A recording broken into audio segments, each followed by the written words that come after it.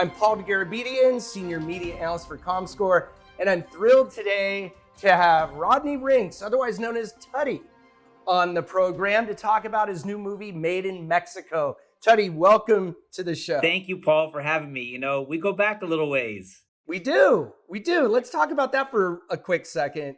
So I used to go on Extra with Mario Lopez to talk about box office, and that's how we met. You were always there behind the scenes, making sure everything went smoothly, and you always made me feel so comfortable. Just great working with you. And that's years ago we started. Years ago. And then I did a web series, remember that? And I had a little part for you. You were the date with Alina, set you up. That's right. I was in that mini series as well. So we have a history here, which is so great. But we're here to talk about your new movie called Made in Mexico. So let's talk about that. Let's tell the audience what the movie's about and what inspired you to make this movie. And I saw it last night. I loved it. And you're a great actor, by the way, my friend. I had no idea. Oh, thanks, You're buddy. really, really good. I'm not just saying that. Really good. You steal the movie, I got to say. Oh, against Lillo Brancato. Those are big words, Paulie. Big deal. And we'll get to Lillo Brancato for sure. But yeah, tell me about how you decided to make this movie, what inspired you to make it, and what that process was like. So, as you know, we're like neighbors too. Coincidentally, we live out in the same area, Hollywood area, and moved out to the suburbs. My wife got pregnant with twins, and we had a little boy, and it was all kind of quick. We get out there, and I just kind of wasn't really like a suburban guy, I started thinking of, because I've been writing my whole life. I've been writing and acting, and it's like in the movie, it doesn't happen overnight. And if it does, it's not worth it and it goes away. So you really got to like hone your craft and your skills. So, I've been writing multiple scripts. I had one with Dean Martin involved, actually his estate, and had some good people. I just couldn't put it together. So eventually I just kind of said, you know what? I got to write something real familiar. I got to write something that I could make in this day and age where, you're shooting stuff on phones, and if you have a good story and you get decent actors in it, but your story is compelling, it's all about the content. So I went out and I just started doing things that are familiar with me and read. I read a lot. I'm constantly looking for stories. I'm constantly looking for inspiration and ideas and stuff. So Made in Mexico is about a suburban dad who writes this modern day blockbuster, and he's been at it for years, and he finally breaks through and everybody's excited, and he ends up getting it stolen. And I don't want to give away too much of the film. No spoilers here. But he ends up getting involved with somebody he shouldn't get involved with in a world that he shouldn't be involved in. And then he has to navigate his way through it, and there's a lot of, it's about being rich. It's about like the theme, the stories about, we chase things all our whole lives. Like we always aspire, which is great. We want something more. We're after something more. And sometimes we forget about living in the present. Like they're saying, you got one foot in the past, one foot in the future, you're pissing on the present. You got to live for today. You got to live for the things that make you, quote unquote, a rich man. And to me, I have a family, I got kids, I got a good life, of course I want more. We all want more. Of course I want bigger and better. And so, I don't know, I kept writing these stories and these scripts. And one day a buddy of mine, Steve Weiser, who's in the movie, and you know him too.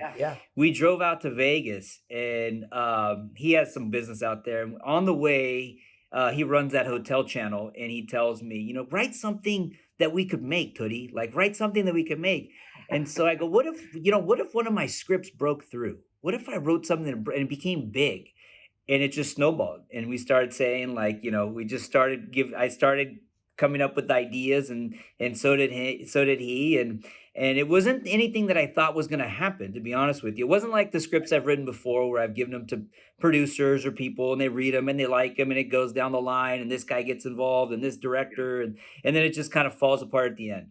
This was something that was just a conversation between two buddies on a drive to Vegas, continued at the bar that night as we're sitting at the bar eating dinner, and he looks over at me at one point, and Weiser, he does well, and he's got a lot of connections, and I'd hit him up years ago for big money for movies, and he looks over at me, he goes, when we get back to my house, I'm going to cut you a check. And I was going through some health issues at the time, so I wasn't feeling too great, so I was drinking a lot to kind of deal with the pain.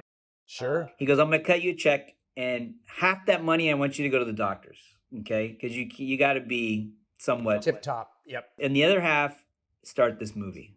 He goes, I'm going to put it on the hotel channel. I'll make sure it gets up there, but we have something here if you can go and do that. So I went home and I wrote it, and I gave it to him, and he liked it. And it just snowballed, you know. I just started. I had just started the podcast too, right around that time. So we started talking Yeah. about it, and I came across Lillo. I hadn't seen him in years, and we started talking. Lillo Brancato. Lillo Brancato, yeah. And I didn't know he was Colombian. I thought he was Italian, and he was adopted. I did too. So yeah, it just kind of like one thing led to another, and I don't know. I saw him in that role, and it was something unique and different that he had never done. And I didn't have a lot of money, you know. I really only had, you know, I made the movie. I shot the movie in 6 days for 20 grand. I was going to ask you about that, like the budget and the timeline.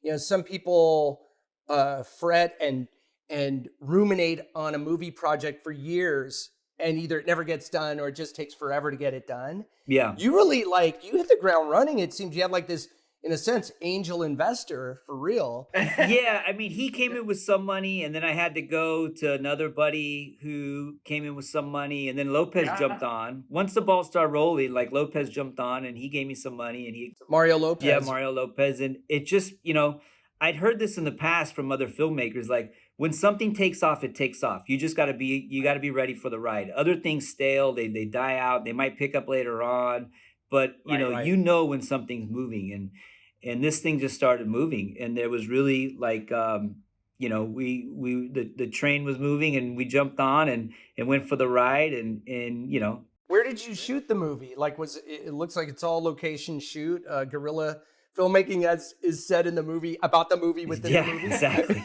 I shot a lot at my house. I used my kids. Only because, you know, time was of the essence, and we didn't have and they don't charge a lot, right? The kids, I mean, it was, you know, they gave me a break being their dad. Ironically, I paid everybody. Everybody got paid. I paid them in cash, which, you know, yeah, I like it. And it was better than some of the rates that they've gotten on other films. Some of these, because they were some of my, you know, they were actors. They were my friends. Not all of them, but some of them were. And they were, when I gave them the money. The kids are great in the film. One of them's at musical theater right now. He got the bug. So. Oh, there you go. You know, I wanted to ask you though, Tutti, there's a line in the movie that says, wealthy people want to be famous and famous people want to be wealthy. That just struck a chord. It's so true. This movie is not maybe not even semi-autobiographical, but you're talking about a fish out of water story within a fish out of water story. So you're this suburban dad, really wants to be at the forefront of filmmaking, but you're out in the burbs, and then you wind up in a situation without giving too much away, where you're kind of in over your head because you want to make this movie so badly. You're willing to do whatever it takes. And by whatever it takes, I mean whatever it takes, and work with whoever you need to get it done. That passion for your movie. Also, too, my character in the opening line, he says, you know, he's talking about Hollywood. They're watching like a late night guy. And he says how, you know, Hollywood has just a bunch of crap. You know, he doesn't want to be known for crap. He wants his kids to look at his project and be like, you know, later on in life when he's dead and gone, he wants his kids to go, my dad made that movie. You know, my dad was, you know, and that's like the most important thing to him in the beginning, is that his kids are proud of him. His kids like look up to him, and obviously later on what he gets involved in and what he has to do isn't anything close to what, you know, what he would have wanted, but it ends up being what the vehicle, you know. And I don't want to give too much away, but. And it does seem like, much like this movie, to make it, you did it really quickly and got it done. You got the money, you got the funding. Like you said, you have to act. You can't just sit on that for a year and then decide to do it. That worked out very well. But within this movie, it's sort of like that too. You got to make this movie. And it's very interesting to see the interaction between the suburban dad, played by you, Tutti, and Lillo Brancato, who is really amazing in the movie. Do you want to talk about Lillo a little bit and what it was like to work with him, how you approached him? And he's very energetic and powerful in this movie. The guy was poised to be up there with DiCaprio in the top tier of, you know, our age. And unfortunately, you know, he fell into some he got involved in drugs, and he's open about it now in his career and everything. And he ended up doing some time, and he got out, and he completely changed as a human being. Like I remember when he was Lilo, like back in the day, and he was just he was an idiot. He'll say it. He was an idiot. He was out of control, and he was, and when I saw him the first time at Extra, he was promoting a documentary that he was in called Wasted Talent, ironically, which was the theme of Bronx Tale. yeah, so art imitating life. He was just a different dude. He was I could tell, and so we started talking. We exchanged numbers, and he was just a good guy. And like I said, I had never known Mario had him on a podcast, and he told his story, and I thought he was an Italian guy from Hoboken, and he says he he was adopted when his real name's Saul Rodriguez. He's from Colombia. He was adopted when he was 6 months old. He's Italian. He was raised by Italians. He was 6 months old. But when he said that, I was like, wow, this guy's a Latino. He's Italian Latino. I mean, but I was like, man, this is really interesting. Nobody knows, nobody really knows this. And so I didn't know that. I'm a film buff, as you know. Yeah. And of course, Bronx Tale, one of my favorite movies. Yeah. And of course, the role of Colodrol, which he played, was so great. And for a young actor to go toe to toe with De Niro and Chaz Palminteri and De Niro, it was just amazing. And then to see, and this happens with a lot of young actors who are very successful or very famous at a very young age. It's a tragic but often repeated story in Hollywood. But it's so great that he's changed. You told me a behind the scenes story where if you were on set and somebody needed Lillo's help, he would take the call and ask you, hey, can I go help this person on the phone, talk him off the ledge or whatever it was. Tell me a little bit about that. He did it a few times, and I was, he is just that great of a guy that, he would get a phone call, and prepping for a scene or even during the scene, and he was very professional, and he was very he's just a really good dude. You know what I mean? Like he wasn't a prima donna. He didn't need anything. I mean, I flew him out. I put him up, even the hotel, because I had to stay in the hotel that it wasn't the nicest place. And, I was wearing every hat you could possibly wear with the exception of I don't know. I did everything, but it's all good. It's filmmaking, independent filmmaking. But he was just so gracious and humble and kind. And there was a couple times where I remember one specific time we were about to shoot, and he looks over at me, and I see him pick up his phone. He looks at it, he puts it down, and then it rings again. He picks it up and he says, "Hey, is it all right, buddy? I got this guy's calling me, and he's really not in a good place, and he's doing a lot at this point. Lillo works for an outreach program, and he works with addicts and people, mental health people, and people who are hurting because he's been in that place. And that's partially why he keeps himself in such good shape, because he wants to be an example to these guys and say, look, if I can come from there and turn my life around and be it, look like this and so can you. So he said, I'll it's just a tough call. Is it all right? And I said, absolutely. So he went, took the call, 10, 15 minutes or whatever, came back, jumped into Choa and killed it. I mean, talk about a redemption story for this actor who so many of us know and just have a special place in our heart for that movie, A Bronx Tale. And it seemed like he was really enthusiastic, to say the least, on just from his performance. It comes through the camera, and maybe grateful just to be there and be a part of that. I'm sure he really appreciates. I mean, I think it's a situation where you're just kind of probably blown away that you have him on set, having grown up with that movie. And I know you're a big film buff, Goodfellas, The Godfather, obviously Goodfellas for many reasons, and I'm sure people have already picked that up. But I love that. It must have been a real thrill for you and also for him. Yeah, as well. I got to be honest, because I was wearing so many hats, it kind of fit my character because I was stressed out, Paul. I was because I was co-directing, I was producing, but I was almost like micromanaging, and I had guys there helping me. My Uncle Paulie was there, my buddy Dave was there. There were dudes helping me, but when you're when you got a vision and you know exactly what you want, like I did the wardrobe, I did all that. I had somebody helping me like Steve, and do makeup and stuff like that. I knew exactly what I wanted and how I wanted it. So I was, in a sense, micromanaging. These guys did help me, but it was almost like it's still on you, though. It's still on me. So when I would get it, and I wrote the script, so I knew it. So when I would have to sit down with Lillo and do a scene, it was almost like I was so already scatterbrained. So you were frazzled. So it wasn't method acting. I mean, in a way, maybe it was, because you're living that role literally on set. Roll camera, you're already like, what Yeah. the Is hell the is pizza here? Did we get the vegetarian or is it not? Action. Okay, so wardrobe next? is he wearing the right thing? No, he's not. Change him. So it was Continuity. Yeah, it was great. It was a great experience.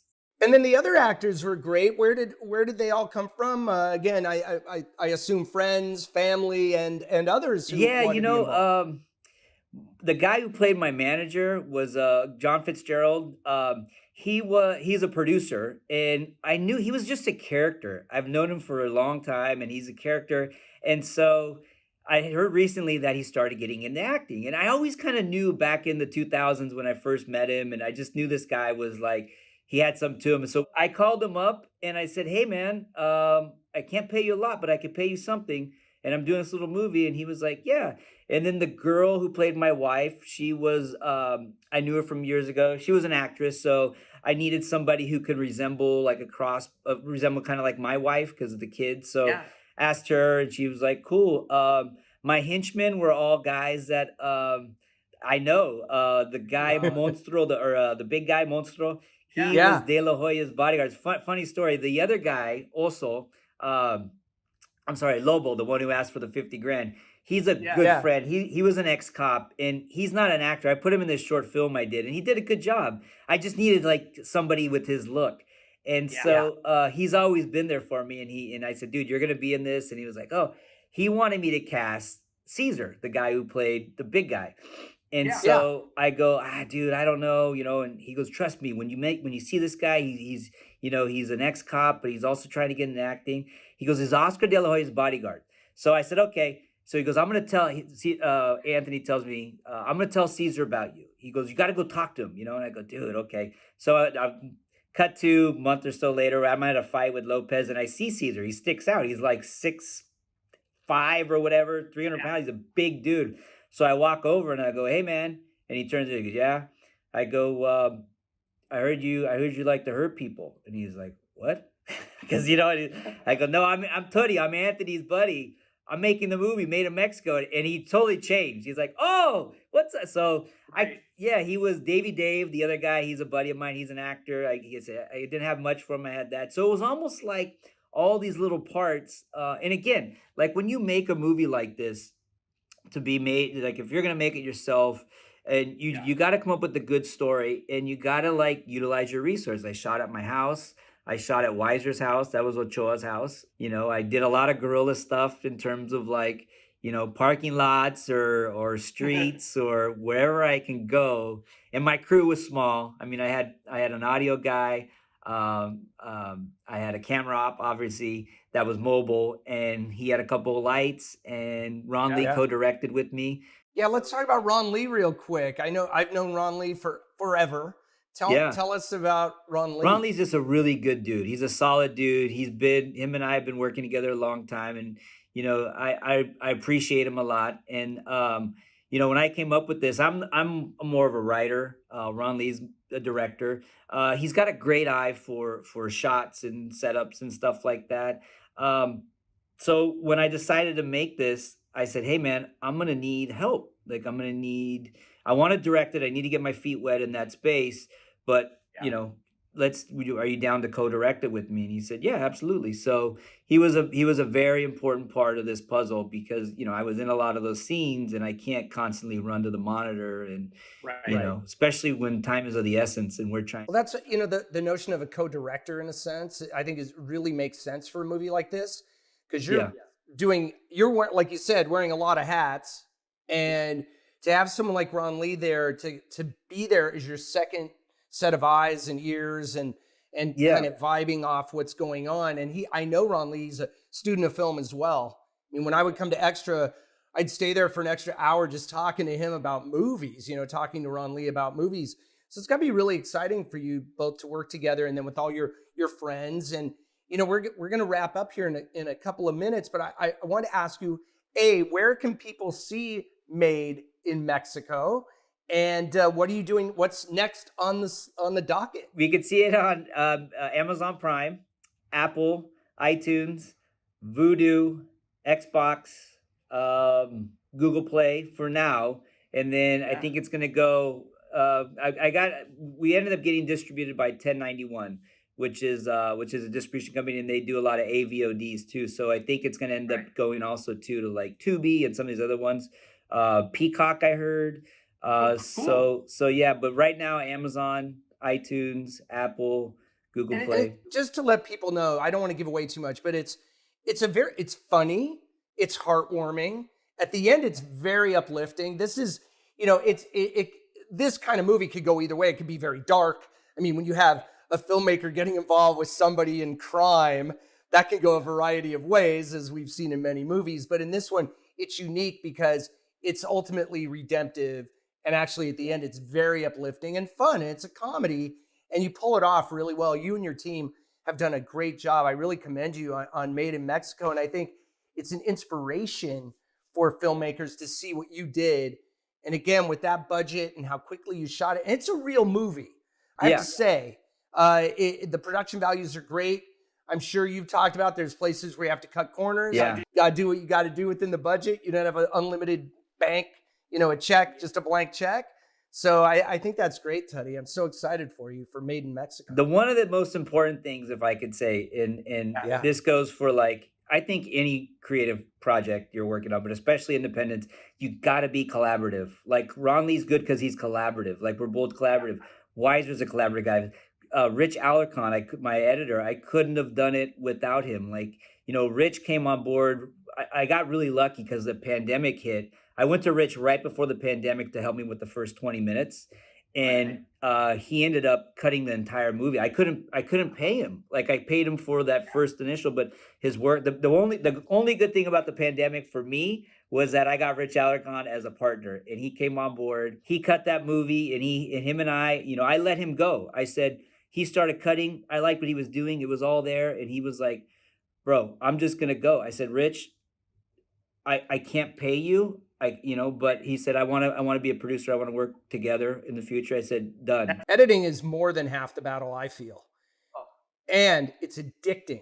Once you get in that, and I've done it, nothing at this level, but even just a small project, you just get like, it's infectious. It's sort of like an addicting that you want to just keep editing. So, but that was really great of him to do that, because without an edit, you don't have a movie, right? You have just raw footage. We had, it was cut, and it just wasn't like Rich came in and gave it that little extra, you know what I mean? He collaborated. He came in with like Ron Lee came in with his stuff.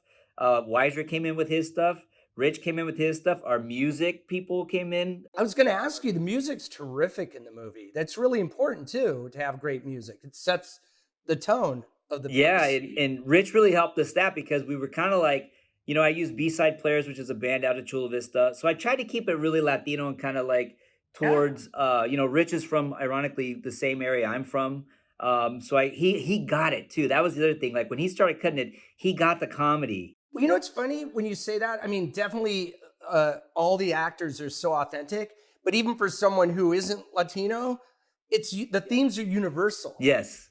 That's what I love about it, because I can relate to everything. I think most people could relate to this story, and particularly filmmakers who are also dads and husbands and all that, and wives as well, who want to do that kind of thing. Like, especially in this town, people want to be in the movies. And also, of course, you need that assistance and collaboration from all these people. Of course, Mario Lopez, definitely somebody in your camp, in your corner for many years. He's a producer on the movie Made in Mexico, and it's so good. I'm so happy for Thank you, Paul. The only problem now is like my game can't go down. I can only step up. So like all my scripts I've written, Weiser, who's, he reads them and he goes, no, on this one. This could have been done before Made in Mexico. Now you got to so it's going to be tough. Oh, wow. That's really interesting. Yeah. It's like, this is your Citizen Kane, man. You got to go. You can only go up.